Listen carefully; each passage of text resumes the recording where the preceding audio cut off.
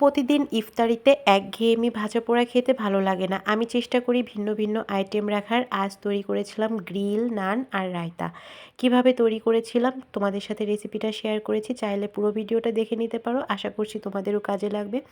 তো গ্রিলটা তৈরি করার জন্য প্রথমে আমি এখানে নিয়ে নিয়েছি পেঁয়াজ, আদা, রসুন বাটা আর দিয়ে দিচ্ছি টক দই, লেবু 1 ফালি। তোমাদের চিকেনের পরিমাণ অনুযায়ী বাটা মশলাগুলো নিয়ে নিবা। টক দইটা দেওয়ার পর এখানে আমি দিয়ে দিচ্ছি বিট লবণ। বিট লবণটা অবশ্যই দেওয়ার চেষ্টা করবা গ্রিলে। তারপর দিয়ে দিচ্ছি কালো গোলমরিচের গুঁড়া, এরপর স্বাদ মতো লবণ আর বেসিক মশলা দিয়ে দিব হলুদের গুঁড়া, ধনিয়া গুঁড়া, জিরা গুঁড়া, সামান্য গরম মশলা গুঁড়া। চাইলে হলুদের গুঁড়াটা স্কিপ করতে পারো। আর আমি এখানে মরিচের গুঁড়া দিয়ে দিয়েছি স্বাদ মতো। তারপর দিয়ে দিচ্ছি তান্দুরি মশলা, এরপর দিয়ে দিব সয়া সস। তোমরা যারা আমার রেগুলার ভিডিও দেখো তারা কিন্তু জানো আমি এই গ্রিল নান মাঝে মাঝেই বাসায় তৈরি করি। তো এরপর আমি এখানে দিয়ে দিয়েছি সরিষার তেল, ভালো করে মশলাটা মিক্স করে নিব। তারপর দিয়ে দিয়েছি চিকেন, আর চিকেনটাকে ভালো করে কেটে ধুয়ে পরিষ্কার করে নিয়ে মাঝখান দিয়ে কেটে কেটে দিয়েছি যাতে করে মশলাটা ভিতরে ভালোভাবে ঢুকে। তারপর আমি ভালো করে মাখিয়ে নিয়ে রেস্টে রেখে দেবো 3-4 ঘন্টার মতো। তোমাদের হাতে সময় না থাকলে আধা ঘন্টার মতো রেস্টে রেখে দিও। তো ফিরে এলাম 3 ঘন্টা পর। আর আমি আজকের এইটা কিন্তু একদম চুলায় ফ্রাই প্যানেই তৈরি করে দেখাবো, ওভেনে না। আমি এখানে একটু বেশি করে তেল দিয়ে দিচ্ছি। অনেকে বলে থাকে হালকা তেলে 1 টেবিল চামচ 2 টেবিল চামচ তেল। সেক্ষেত্রে হয় কি চিকেনটা লেগে যায়, মানে পোড়া লেগে যায় বেশি। আর একটু বেশি পরিমাণে তেল দিলে চিকেনটা পোড়া লাগে না নিচ থেকে। তো আমি একদম লো মিডিয়াম আঁচে বেশ সময় নিয়ে মোটামুটি 20 মিনিটের মতো এটাকে এপিট ওপিট করে রান্না করে নিয়েছি, অর্থাৎ ভেজে নিয়েছি একদম পোড়া পোড়া হয়ে যাওয়া পর্যন্ত। এই তো চিকেনটা দেখো একদম পোড়া পোড়া হয়ে গিয়েছে। চাইলে কিন্তু এ পর্যায়েও খাওয়া যাবে, প্রপারলি কুক হয়ে গিয়েছে।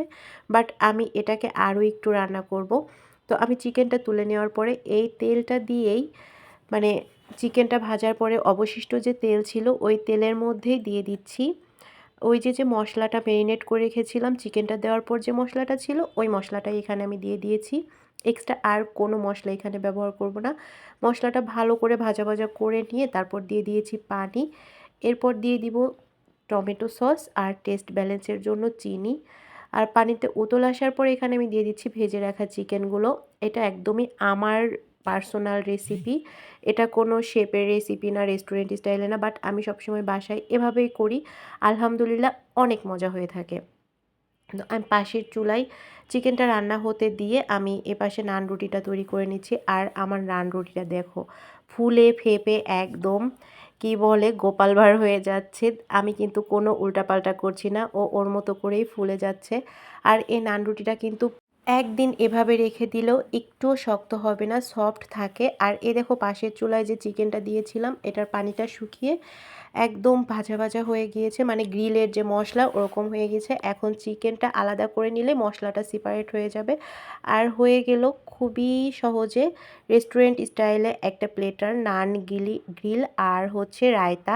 এখানে রায়তা সালাতের একটা কাহিনী হয়ে গিয়েছে, বাজারে শসা পাইনি। আমি টক দই, ধনিয়া পাতা, পুদিনা পাতা আর কি যেভাবে করে সব কিছু দিয়ে রায়তার সসটা রেডি করেছি, কিন্তু বাসার নিচে গিয়ে আর শসা পাইনি। তো কি আর করার, দেখলে তো কত সহজে ইফতারে দারুণ মজার একটা প্লেটার তৈরি করে নেওয়া যায়। আর নানটা দেখো এখনও কতটা সফট আছে, আর চিকেনটাও প্রপারলি কুক হয়ে গিয়েছে। তো আশা করছি আমার আজকের ভিডিওটা তোমাদের কাছে ভালো লেগেছে। দেখা হবে পরবর্তী নতুন ভিডিও নিয়ে। আল্লাহ হাফেজ।